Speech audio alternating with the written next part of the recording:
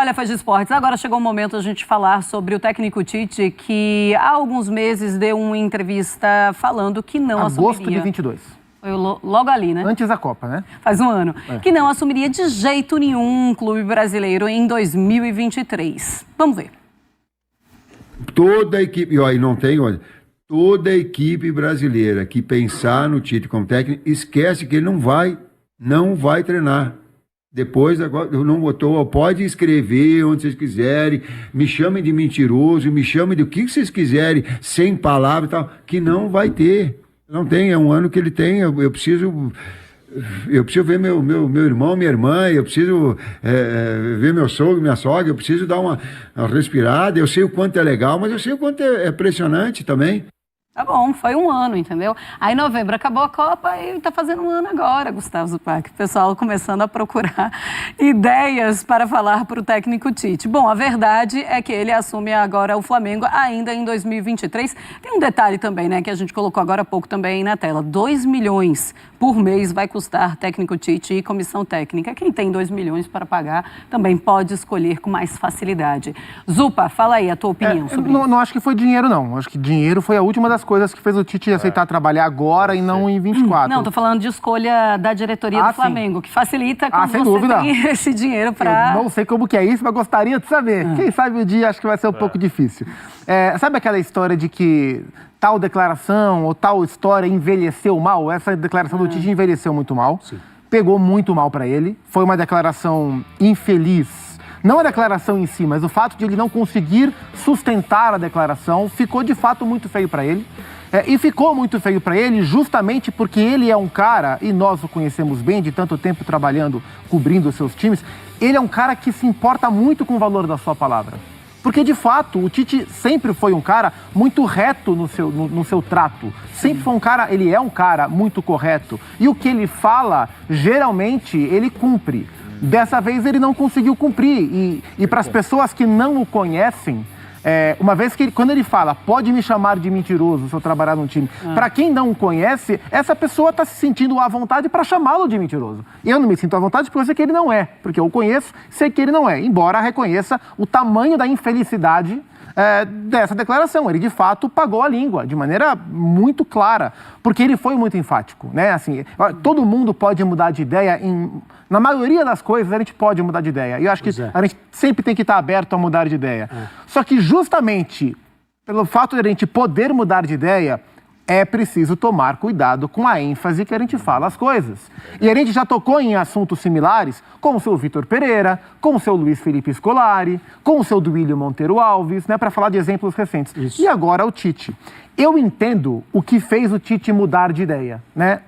Qual era o plano do Tite? Era trabalhar na Europa em 2023. Qual era o timing perfeito para isso acontecer? O meio do ano, que é quando começa a temporada europeia. Não aconteceu.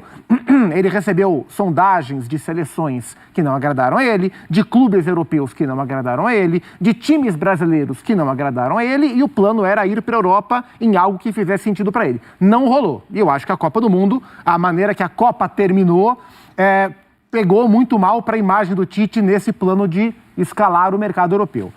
Uma vez que não deu certo, e a ideia dele era 24, ele não queria assumir o Flamengo agora, ele foi convencido a assumir o Flamengo agora, foi justamente nesse argumento de que, olha, para ter o melhor 24, é preciso assumir agora. E eu acho que dentro desse combo de argumentos, ele mudou de ideia.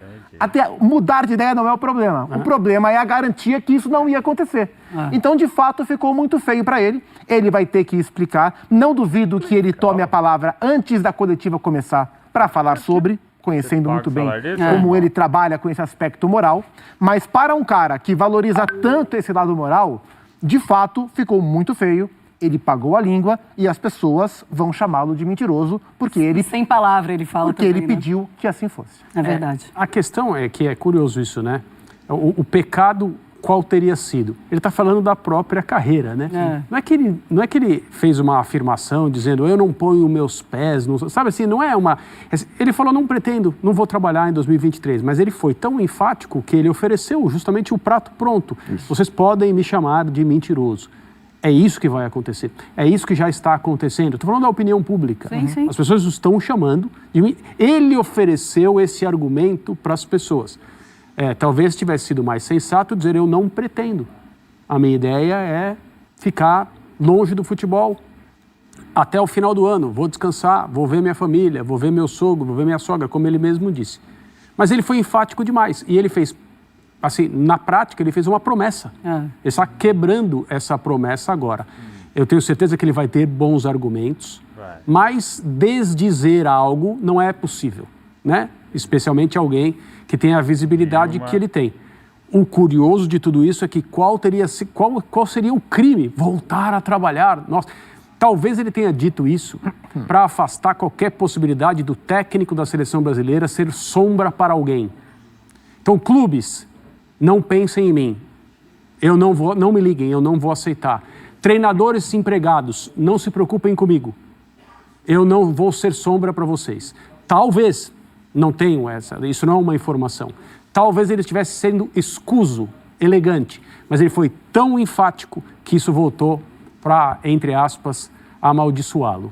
Vamos ver. E tem uma outra coisa, que assim, muitos corintianos estão chamando o Tite de traidor. Certo. E aí eu já acho que Isso é uma é um absurdo. distorção das Exagero, coisas, né? né? Isso é um Porque absurdo. Como se o Tite tivesse a obrigação moral, De pegar o Corinthians. de voltar sempre Exato, para o Corinthians, ou de só trabalhar no Corinthians, ou de trabalhar no Corinthians antes de ouvir qualquer outra proposta. E ele não tem. Ele não tem. E isso não quer dizer que ele não nutra sentimentos pelo Corinthians, porque ele nutre. Isso é informação. Ele nutre. Ele gosta, ele adora. Não vou dizer que ele ama, mas ele adora. Ele sente falta, ele já falou, e eu sei disso. Só que isso não coloca nessa obrigação. O técnico da seleção, ele foi a Itaquera ver um jogo com o Santos e vibrou na hora que o Corinthians fez um gol. Porque gente, assim, muitas vezes o torcedor exige que o Tite tenha a postura que ele, torcedor, teria no lugar do Tite, mas são perspectivas diferentes. Ah, mas ele recusou o Corinthians com o argumento de que não trabalharia em 23.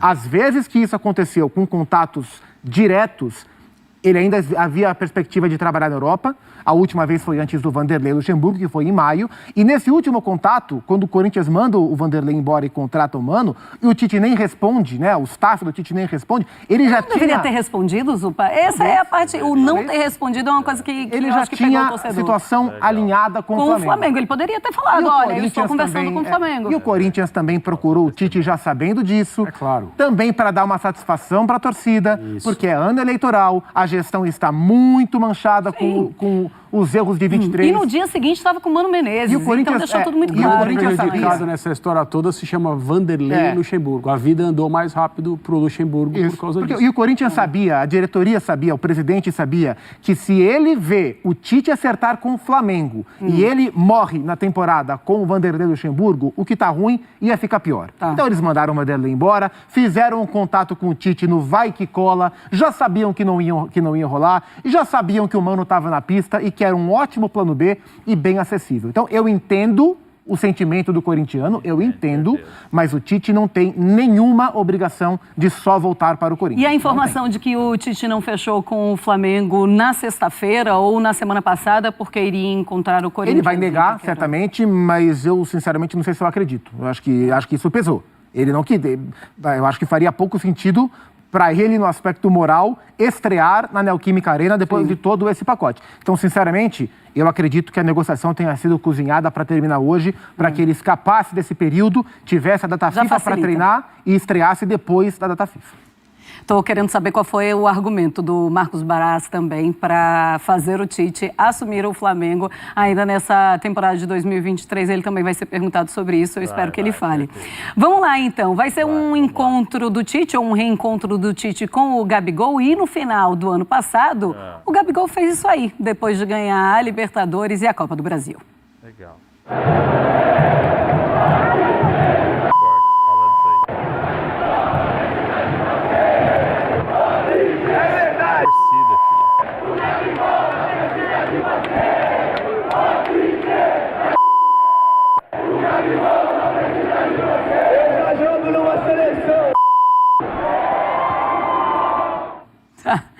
Bom, tá aí o Gabigol. Ele tá na onda da torcida, André Kfouri. É até curioso, né? Porque a onda da torcida tá contra ele agora, né? Envelheceu mal também. Essa também é uma é uma cena que envelheceu bastante mal, mas dentro do âmbito da comemoração dá para entender, no momento em que ele imaginava que fosse a Copa do Mundo, não recebeu essa oportunidade.